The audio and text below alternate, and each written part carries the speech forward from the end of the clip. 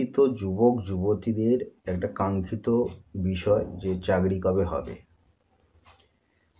চাকরি পাবো কি, কবে হতে পারে চাকরি।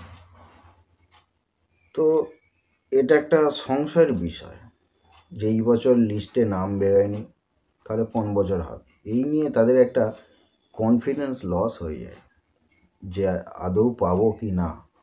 তো একটা জন্মছকের মাধ্যমে খুব সহজেই জানা যায় যে তার সরকারি চাকরি হবে কি না। এর মাঝে একটু কথা বলে নিই, সেটা হচ্ছে আমি যে সিস্টেমটা বিচার করব সেইটার নাম হচ্ছে pole equator house division system.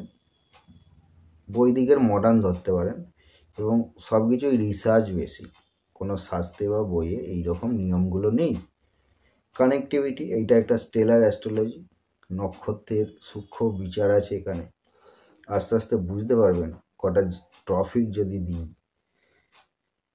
তো যারা অনলাইনে ক্লাস করতে চান তারা ডেসক্রিপশানে লিঙ্ক দিয়ে দেবো, ওখান থেকে জয়েন হয়ে যেতে পারেন এবং ফোন করে জেনে নিতে পারেন যে বিষয়টি কি, কিভাবে কি ক্লাস হয়, এই সিস্টেমটার সম্বন্ধেও জানতে পারেন। তো ছকে আসা যাক। প্রথমত, সরকারি চাকরি দেয় কে, এটা আমরা জানি, মোটামুটি শুনেছি এখানে ওখান থেকে, যে রবি বা সান বা সূর্য, এর সরকারি চাকরি কারগ্রহই হচ্ছে রবি। রবি চাকরিটা কখন দেবে, যখন সে দ্বিতীয় ভাবের সাথে সম্পর্কযুক্ত হবে, ষষ্ঠ ভাবের সাথে সম্পর্কযুক্ত হবে, দশম ভাবের সাথে সম্পর্কযুক্ত হবে, এবং কিছু কিছু ক্ষেত্রে একাদশের সাথে সম্পর্কযুক্ত হলে তবে সে সরকারি চাকরি দিতে সক্ষম হয়, না হলে তার সরকারি চাকরি হবে না।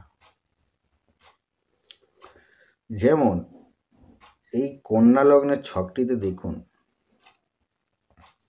ষষ্ঠপতি শনি এবং দশম অধিপতি বুধ যুক্ত হয়ে সূর্য যুক্ত হয়ে আছে।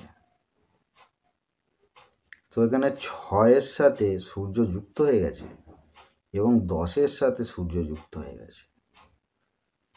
ষষ্ঠ ভাব, দশম ভাব সূর্য হয়ে গেছে, দ্বিতীয় ভাবের দরকার আছে।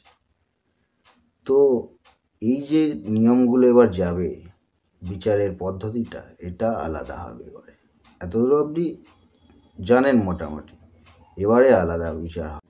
এই শনি, রবি এবং বুধের দৃষ্টি পড়েছে বৃহস্পতির ওপর,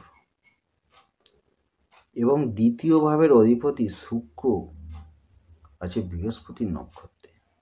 তো পুরো ব্যাপারটা শুক্রের মধ্যে এসে গেছে। তো এইভাবে সরকারি চাকরির কানেকশন, এটা কিন্তু খুবই সোজা একটা কানেকশন, জলের মতো সোজা, এইরকম ছকে থাকে না, সেই জন্য অসুবিধা হয়। সেই জন্য ক্লাসে এইরকম অনেক কানেক্টিভিটির নক্ষত্র দিয়ে কি করে কানেকশন করছে নিয়ম আছে, সেই নিয়মগুলো জানতে হবে। সেই জন্য অবশ্যই যারা শিখতে আগ্রহী এবং নিজের চার্ট বিচার করতে চান তারা ডেসক্রিপশনের নাম্বারে ফোন করবেন, নাহলে হোয়াটসঅ্যাপ গ্রুপে যুক্ত হয়ে যাবেন। সেখান থেকে কিছু আপনাদের কোয়ারিজগুলো ক্লিয়ার করে দেবো।